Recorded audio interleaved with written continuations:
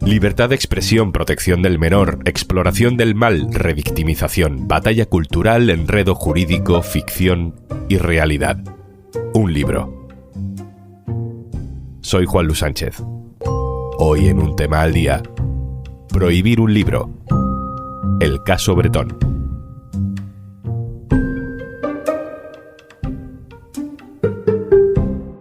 Una cosa antes de empezar. ¿Quieres digitalizar tu negocio? El programa Kit Digital te ayuda con bonos digitales de hasta 29.000 euros. Te cuento más al final del episodio. Hace más de una década, en octubre de 2011, José Bretón asesinó a sus 2 hijos. Fue uno de los primeros casos que nos abrió los ojos a la violencia vicaria. Aquel fue un crimen machista, en el que el padre había asesinado a sus propios hijos solo por hacerle daño a la madre, a su exmujer. José Bretón fue condenado a 40 años de cárcel. Hasta aquí los detalles de este caso, que es muy desagradable, aunque por supuesto tuvo horas y horas de dedicación mediática durante meses. De lo que hablamos hoy es de un libro que se ha anunciado 14 años después de todo aquello. Se llama El odio.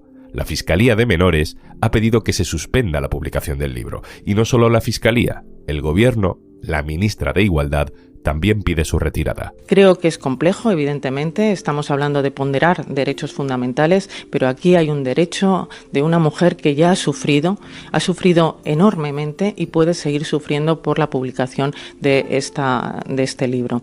¿Hay que validar la censura de un libro por el daño personal que pueda causar sobre unas víctimas? ¿Hay que tolerar que las víctimas se vean expuestas una y otra vez al trauma en cualquier formato posible?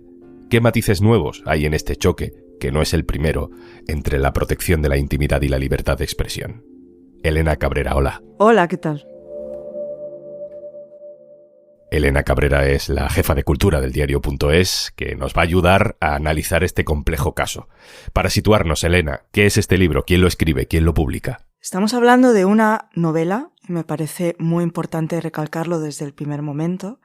Es una novela que se titula El odio y que publica una editorial importante en España, reconocida por su prestigio, que es Anagrama. El autor es Luis G. Martín, que es un escritor, filólogo de formación y que ha publicado anteriormente otras novelas también en Anagrama. Bueno, el libro estaba preparado, a punto de salir, pero la Fiscalía pide a un juez que lo pare, que suspenda la publicación y analice si puede ser publicado realmente. ¿Por qué? ¿Cuáles son los argumentos? Es la propia madre de los niños asesinados, Ruth Ortiz, la que se dirige a la Fiscalía de Menores de Córdoba para pedir que se pare la publicación del libro. Y entonces la Fiscalía considera que la publicación no debe producirse porque se va a vulnerar los derechos de la intimidad de los menores, del honor y de la propia imagen. Y unos días después, el juez considera que estas medidas cautelares pues no se deben aplicar. Y considera que no se deben aplicar porque el libro no lo ha podido leer. Entonces, en base únicamente a lo que ha aparecido en medios de comunicación, el juez piensa que prevalece el derecho a la libertad de expresión. El juez no lo ha podido leer, por ahora no lo ha podido leer tampoco la Fiscalía, o al menos oficialmente, al menos a la hora a la que grabamos esto, pero ¿quién sí ha leído el libro? Nuestra compañera Laura García Higueras. Hola Juanlu, pues aquí me tienes con un poco de mal cuerpo, la verdad, porque el libro, bueno, pues es duro, evidentemente. Luis G. Martí lo que ha intentado hacer es intentar comprender qué movió a José Bretón para acabar matando a sus 2 hijos. Entonces, bueno, él ha dividido las 175 páginas del libro en 3 partes. Hay una primera que es un poco más biográfica, ¿no? Trazando un poco perfil de este hombre, de su vida. Después se centra ya más en el crimen y acaba con una confesión, porque él ha elaborado todo el libro a raíz de un intercambio de cartas en torno a 60 con este hombre, él estando en la cárcel, y un encuentro, ¿no? Entonces solo ha acudido después a cosas de sumario y a informaciones periodísticas. O sea, no se ha puesto en contacto con Ruth Ortiz en ningún momento y ha sido como una cosa deliberada porque él lo que ha querido hacer con esta novela es intentar entender la mente del asesino. El hecho de que él ha tenido contacto directo con José Bretón le ha permitido tener una serie de detalles pues muy explícitos, ¿no? Del momento del crimen, de sus pensamientos, de intentos de suicidio, Es verdad que él, dentro de la sinceridad que tiene, ¿no? Y del ejercicio de honestidad que hace, de contar, incluso cuando hasta a veces duda de si se está como un poco empatizando además con él a raíz de conocerle, cabe la duda, ¿no? De si cuando llega al final consigue responder a la pregunta que se supone que él quería responder, ¿no? Es qué tiene que ocurrir en la cabeza de una persona para que mate a sus hijos.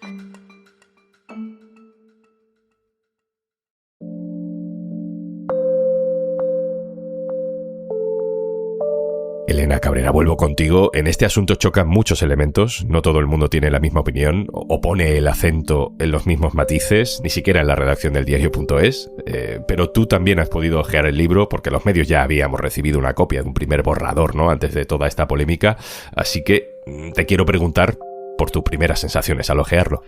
Yo creo que la publicación de este libro es algo muy interesante porque nos permite entrar a un debate que intentamos eludir porque es muy incómodo, que además nos sirve para testearnos a nosotros como sociedad, ¿no? Cómo de maduros estamos para poder abordar de una manera serena un debate que es antiguo, ¿no? Que es la de la colisión de los derechos. Por un lado, el derecho a la expresión, a la creación artística, que está recogido en el artículo 20 de la Constitución, ¿no? Y por otro lado, si ese derecho en un caso tan complejo como es el de la violencia, y además en este caso la violencia vicaria, la violencia machista aplicada a través de los hijos para hacer aún más daño a una mujer, pues cómo colisionan, ¿no? Y cómo se enfrentan y qué pensamos sobre la exploración de la maldad y de la crueldad, ¿no? En términos, en este caso, literarios.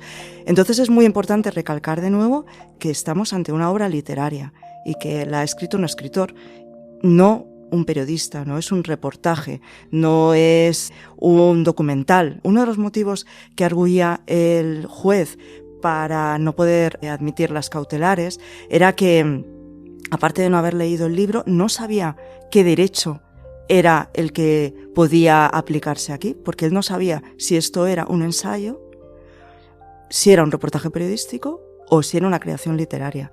Y entonces eso le parecía a él muy fundamental, ¿no?, a la hora de juzgar este caso.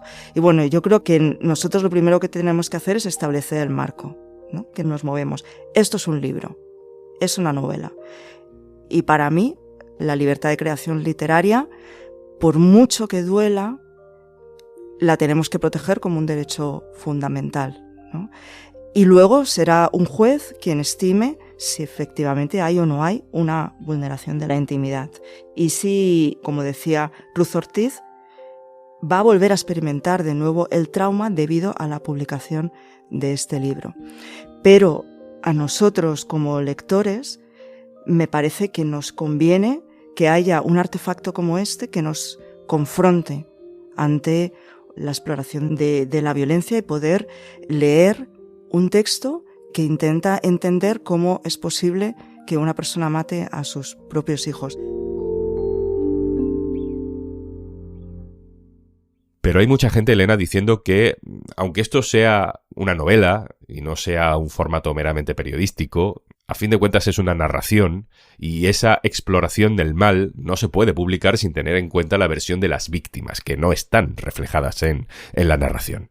Yo creo que no le podemos pedir a un libro que contemple todos los puntos de vista o los puntos de vista que nosotros como lectores deseamos que contemple, porque es una creación literaria.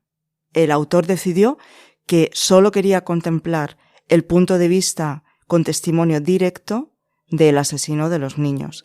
Y yo creo que esa decisión la tienes que respetar como decisión literaria, porque no le puedes pedir a una creación artística que sea como tú quieres que sea. A lo mejor, Elena, es que estamos mezclando todo el rato lo jurídico con las decisiones editoriales. Es decir, un libro puede ser criticable, denunciable, incluso puede ser una mala idea editorial publicarlo, aunque también sea legal. Yo he podido leer un tercio del libro. En las primeras páginas, el autor se hace la pregunta principal, que es: ¿yo hago esta investigación o yo me meto dentro de la escritura de este libro para entender que opera en la cabeza de un asesino para matar a sus propios hijos, para entenderlo. Y hasta donde yo he podido leer, a mí me da la sensación de que su investigación o sus años hablando con José Bretón no le acaban de dar la respuesta que le estaba buscando. Entonces tampoco se la podrá dar al lector. Mi intuición es que si eliges únicamente una vía de indagación, lo más profundamente que puedas conocer al asesino, no te va a dar la información suficiente ni las herramientas suficientes como para contestar a esa pregunta de manera satisfactoria. El libro que yo he recordado estos días porque me gustó muchísimo, me impactó mucho, es La ciudad de los vivos, de Nicola Lagioia, que publicó en 2020 y que también está basado en una historia real, que es la del asesinato de un joven romano, Luca Barani, en el año 2016. Y Nicola Lagioia también es un escritor y le pasó lo mismo que a Luis G. Martín, que se obsesionó desde el primer minuto en ese asesinato y quiso entender cuáles eran los motivos que llevaron a dos chicos jóvenes a matar a otro, aparentemente solo porque querían sentir que era un asesinato. Pero la diferencia entre este libro y El odio es que Lagioia hizo una investigación exhaustiva y habló con todo el mundo. Quiso comprender cada mínimo detalle. A mí me parece bastante más interesante el trabajo de Lagioia, ¿no? Que es una novela. Igualmente, y no le puedes pedir neutralidad ni objetividad, ni a la una ni a la otra. Bueno, como decía antes, hay debate en la redacción con este tema, hay debate entre nuestros lectores y lectoras, entre nuestros colaboradores de opinión también. Por eso le he pedido a Victoria Rosell, que es jueza y que ha sido delegada del Gobierno contra la violencia machista, que nos resuma su posición sobre la que ha escrito en eldiario.es. Hola, Juanlu. Yo sé que impresiona mucho entre demócratas la posibilidad de prohibir la difusión de un libro y que la libertad de expresión es uno de los pilares de los sistemas democráticos.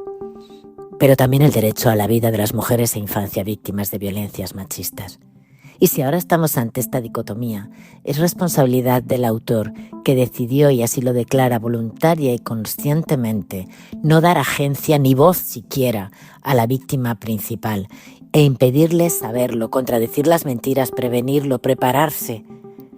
Ya no se puede prevenir el daño, solo se puede parar o bien pedir una indemnización de tal calibre que disuada a las editoriales y autores de convertirse en instrumentos de violencia, porque un libro puede ser un instrumento de violencia vicaria y también constituir un quebrantamiento de condena, porque está condenado a no dirigirse a ella ni directa ni indirectamente en los próximos 40 años. Elena Cabrera, vuelvo contigo. Ya hemos mencionado muchos derechos que están aquí en tensión, pero creo que hay un factor, no hay que ser ingenuo, que también opera, que es el mercado, que es lo que vende, ¿no? Hay una especie de desenfreno por el crimen, pero ahora también en una especie de género sofisticado, ¿no? Para gente que a lo mejor desprecia los sucesos en televisión, pero que se ve, yo me confieso entre ellos, todos los true crimes de HBO o de Netflix, ¿no?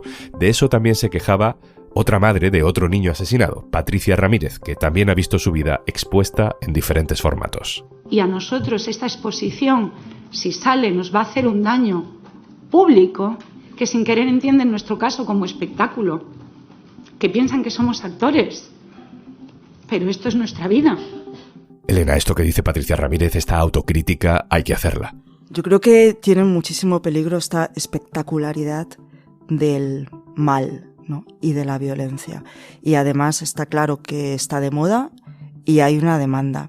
Me preocupa más los programas de televisión, las series de televisión, los documentales, porque necesariamente necesitan de un componente de espectacularidad para la narración.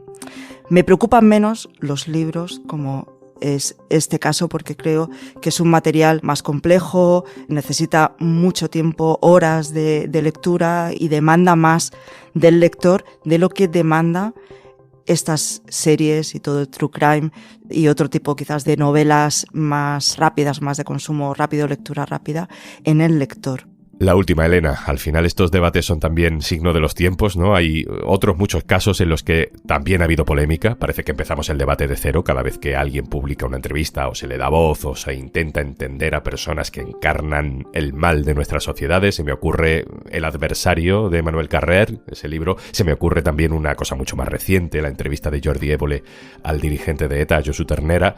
Y en función de cuál sea el contexto político de cada causa, pues parece que se puede defender una cosa y la contraria, no por incoherencia, sino porque estamos en tiempos donde lo que importa ya es ganar batallas. Uno de los motivos por los que me parece tan interesante las vías de discusión que abre la publicación de este libro y su intento de no publicación es la de darte cuenta que estamos en una sociedad súper polarizada, que ya lo sabíamos, pero es que también en esto te sirve para verlo, donde uno piensa que hemos adquirido cierta capacidad de reflexionar con matices sobre estos episodios tan complejos, tan hirientes, ¿no? Tan dolorosos, y cuando te aproximas a la opinión pública para hablar sobre ello, te das cuenta que hay una presión muy fuerte para ideológicamente posicionarte en un punto de blanco o de negro. Y me duele. Y precisamente creo que es bueno este debate porque nos va a servir para avanzar en una sociedad que es capaz de entrar con más matices. Elena Cabrera, jefa de cultura del diario.es. Muchas gracias. Gracias, Juanlu.